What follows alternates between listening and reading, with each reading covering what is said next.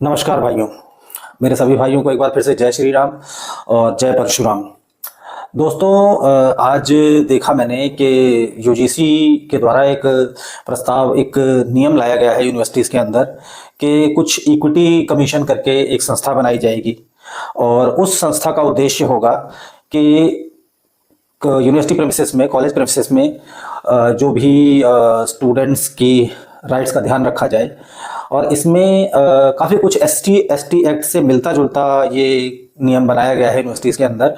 और इसमें होगा क्या कि यदि एक ऐसी कमेटी बनाई जाएगी कि जिसमें SC, ST, OBC, oppressed caste, so called oppressed caste के जो बच्चे हैं, यदि उन पर किसी भी तरीके का अत्याचार, किसी भी तरीके की गाली गलौज, किसी भी तरह के अपशब्दों का प्रयोग या किसी भी तरीके का भेदभाव उनके साथ होता है, तो वो अपनी शिकायत equity, so called equity commission से करेंगे और वो इक्विटी कमीशन उस पर आगे कार्रवाई करेगा, जिसपे एफआईआर और अरेस्ट तक का प्रावधान है।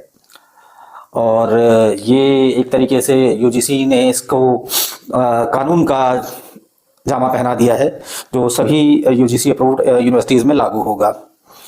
तो मित्रों, और जाहिर सी बात है, जब यूजीसी इस चीज़ को कर रहा है तो केंद्र सरकार का समर्थन तो यूजीसी को है ही। समझने वाली बात यह है कि अब ऐसा लगने लग गया है कि शायद वो बीजेपी जिसको कि हम लोगों ने मिलकर के एक अच्छी स्वस्थ सरकार बनाया और देश को चलाने के लिए उनको समर्थन किया, अब उसको वोट बैंक की राजनीति ज्यादा लाभकारी लगने लग गई है। उनको अपना नया वोट बैंक बनाना है, नए वोट को आकर्षित करना है और पुराने और कन्वेंशनल वोटों की उनको जरा भी परवाह नहीं है।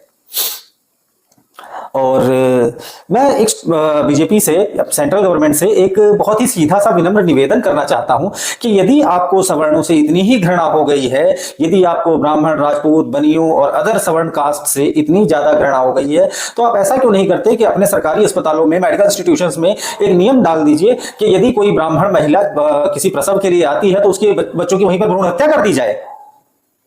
उनके बच्चों को वहीं ब्राह्मण पैदा ही नहीं होंगे, राजपूत पैदा ही नहीं होंगे, बनिए पैदा ही नहीं होंगे, तो फिर इस सो कॉल्ड दलित कास्ट को ऑप्रेस करेगा कौन? इनके खिलाफ भेदभावपूर्ण व्यवहार करेगा कौन? आपने उस शिक्षण संस्थान की जड़ में आरक्षण तो डाला ही था और एक काला कानून वो डाल दिया है। आपको पता है इस हथियार का कितना गलत उपयोग होगा? आपने हथियार दे दिया उन लोगों के हाथ में जो कहते हैं कि उनके पास तो एससी एसटी एक्ट नाम का एक ब्रह्मास्त्र पहले से ही है। मतलब उस कॉलेज लेवल पे, उस इंस्टीट्यूशनल लेवल पर भी अब सवर्ण बच्चों को इस तरह के काले कानून का सामना करना पड़ेगा। यदि कोई सवर्ण बच्चा पढ़ाई में अच्छे नंबर ला रहा है, उसकी रैंकिंग हाई जा रही है, तो सिर्फ और सिर्फ ताकि वो कहीं चयनित ना हो, उसका भविष्य खराब कर दिया जाए, इसलिए इन कानूनों का उपयोग उसके ऊपर किया जाएगा। क्या आपको ये बातें समझ में नहीं आ रही हैं? जो मोदी जी बहुत दूरदर्शिता की बात करते हैं, वो कहते हैं मैं आपको 50 साल का विजन दे रहा हूं, 2050 का विजन दे रहा हूं, उनको 5 सालों का भी क्या विजन इस कानून को बनाते समय यूजीसी के उनके विजन के बारे में ध्यान दिया?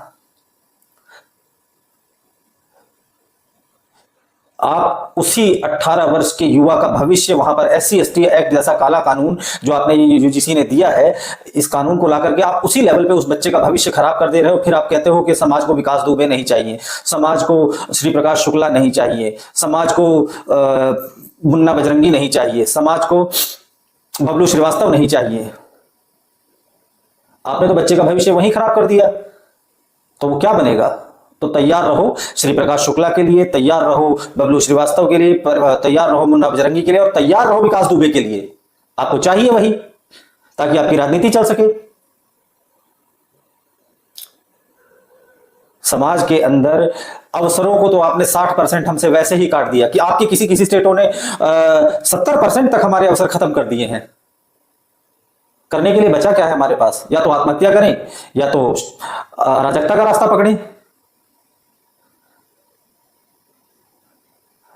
बीजेपी सरकार को यह सोचना होगा कि एक बार जब इन्होंने एससी एसटी कानून जो सुप्रीम कोर्ट ने उस पर ऑब्जेक्शन लगाया था, उस पर ऑर्डिनेंस ला करके इन्होंने उसको पुनः व्यवस्थित किया और 2020 में आरक्षण को 20 साल का जीवनदान दिया, तो मध्य प्रदेश और राजस्थान में क्या हालत हुई थी? एक बार जो समर्थन हटा था वो सिर्फ आपको चेताया गया था।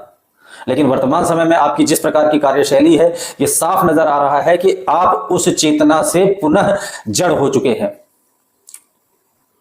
आपकी समझ में बात नहीं आ रही है कि जो आपका कन्वेंशनल वोट बैंक है वो आपसे छिटक रहा है, और ये न बीजेपी के लिए हितकर है और न राष्ट्र के लिए, क्योंकि अभी भी आपका वोट बैंक ये मानता है कि राष्ट्र के लिए बीजेपी से उचित विकल्प कोई नहीं है। लेकिन आप अपने बचाव के लिए उस वोट बैंक को आपके खिलाफ जाने के लिए मजबूर कर रहे हैं।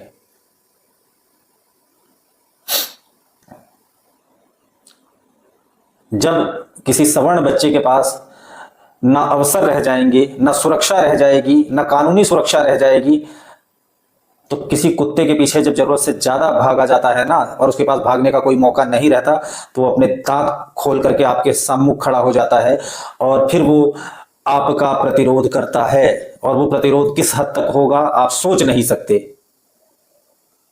कहा गया है अपनी गली में कुत्ता भी शेर होता है, तो कुत्ते को शेर बनने में समय नहीं लगेगा, और आपने कुत्तों जैसी स्थिति कर दी है सवर्णों की। रहा सहा माफ करना। जय श्री राम।